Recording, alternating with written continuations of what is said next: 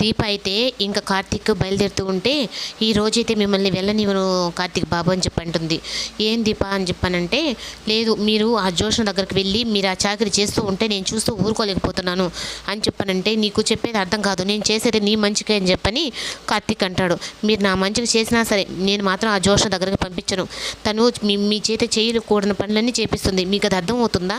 మీరు ఆ అగ్రిమెంట్ అడ్డం పెట్టుకొని అదేదో చేస్తుందని చెప్పని ఎందుకు మీరు భయపడుతున్నారు అని చెప్పనంటే, నువ్వు ఇంకా నాకు నా మాట ఎదురు చెప్పకుండా నువ్వు అడ్డు లేదు అంటే, మీరు ఒకవేళ వెళ్ళవలసి వస్తే నా శవం దాటుకొని మీరు వెళ్ళవలసి ఉంటుందని చెప్పనని ఇంక అనేటప్పటికి ఇంకా కార్తీక్ అయితే, నేను వెళ్ళేదే నీ కోసం పిచ్చిదానా అని చెప్పని అంటాడు.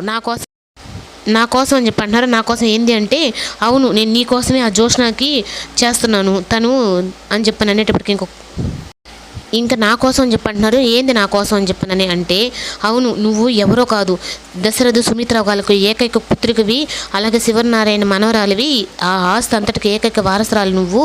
నీకు అది అర్థం కాక చెప్తున్నానని చెప్పి అనేటప్పటికి ఇంకా దీపక ఒక్కసారిగా అయితే పెద్ద షాక్ అని అనమల, నేను సుమిత్ర కూతురుని ఏంటి అని చెప్పి షాక్ అవుతుంది.